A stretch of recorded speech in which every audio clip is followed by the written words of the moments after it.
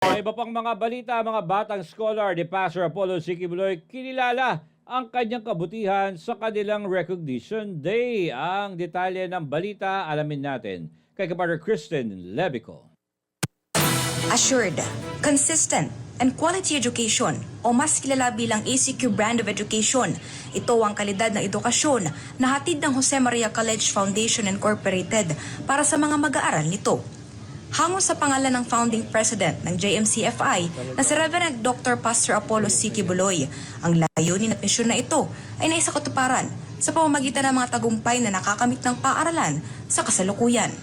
Sa isinagawang 23rd Annual Recognition Day at 10th Moving Up Ceremony ng Integrated Basic Education Department ng Jose Maria College Foundation Incorporated, daang-daang kindergarten at grade 10 students ang nagtapos at daang-daang estudyante ang ginawaran ng karangalan mula Kinder 1, grades 1 to 5 at grades 7 to 9. Kabilang narito ang mga batang scholar ni Pastor Apollo C. Quiboloy o ang Gift of Education Scholars na libreng pinapaaral ng butihing pastor sa naturang paaralan. Kinilala ng mga kabataang ito ang kabutihan ni Pastor Quiboloy na tinuturing din nilang ama sa pagbibigay ng libreng edukasyon at pagkakataon upang abutin ang kanilang mga pangarap sa buhay. Hi, Papa.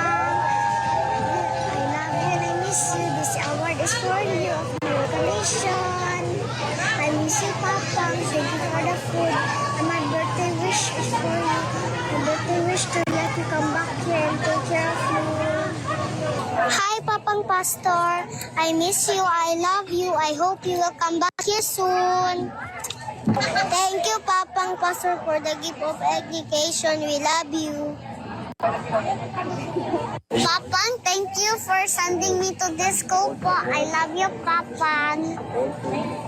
Papang, all my awards is for you po. We miss you and we love you. Thank you po. Hindi may tatanggi na sa kanilang murang edad pa lamang, natututo na silang tumanaw ng utang na loob, bagay na humuhubog ng kanilang karakter na maging mapagpasalamat sa lahat ng bagay. Thank you, Pastor, for the gift of education. We miss you, Pang. We thank you for the gift of education, for sending me to school, Pang, for everything that you have given me, for this privilege, Pang, like that we cannot be here without you, Pang. And Pang, all of the awards that I receive, all of the praise and the honor, I will dedicate it all to you. And really miss you, Pang, and I love you. See you soon. Tatag lang. Thank you po, Pang. It's our recognition day today na po. And we miss you so much po. And I just want to say po na thank you for the free gift of education that you have given to us po. We really miss you so much po. And in behalf of all of the DOF po, we really wish we can see you soon po, especially this election po. And yeah, we miss you so much po, Pang, and we love you po. Thank you. Hello po, Pastor. Ako po si Christ Daniel C. Inula.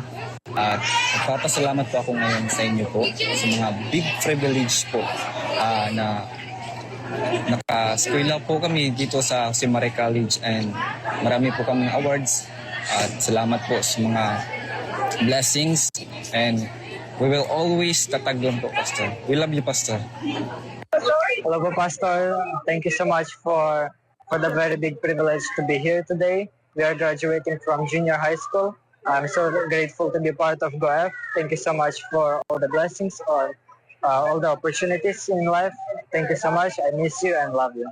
Taos-puso rin nagpaabot ng pasasalamat ang mga magulang ng Gift of Education Scholars kay Pastor Apollo C. Quiboloy na naging pangalawang magulang na rin ng kanilang mga anak. Maraming salamat po, Papang Pastor, sa malaking pribilehiyo na ibinigay mo sa aking 5 anak na makapag-aral dito po sa iyong prestigious school na kung saan natupad po ang kanilang mga pangarap. Maraming salamat po. Thank you so much, Pastor, sa gift of education sa 2 kong anak. O hindi dahil po sa inyo, hindi ko mapag-aral yung 2 kong anak dito sa prestigious school sa Jose Maria College. Maraming salamat, Pastor, sa imong dakong gugma sa amin, Pastor. See you soon, Pastor. Belated happy birthday po. Maraming salamat. Ilang araw matapos ang kaarawan ng kanilang founding president na para sa kanila ay isa ring ama, nagpaabot din sila ng kanilang pagbati. I would like to thank Papang, for everything that you had sent me to school, that I'm here studying here in JMC. My awards, I will dedicate these to you and only to you, Father, Mighty Father.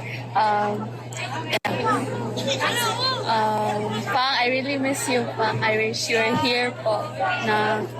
You're here, seeing us getting these awards. Birthday wish na nandito po kayo, Papa. Kaya nami-miss ko na po kayo, Pang. I miss you being here in the compound all the time. Every day, I always see you here. Sa pamamagitan ng kanyang malasakit at walang kapantay na dedikasyon, patuloy na nagiging inspirasyon si Pastor Apollo C. Kibuloy sa mga batang scholar. Isang patunay ng kanyang layunin na magbigay oportunidad at pag-asa sa mga kabataang nangangailangan.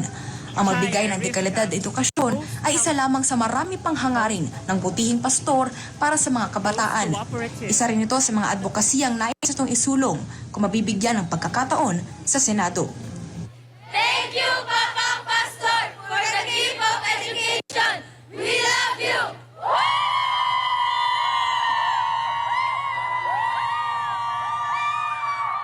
Para sa Diyos sa Pilipinas kung mahal, ito si Christine Bico nag-uulat, SMNI News.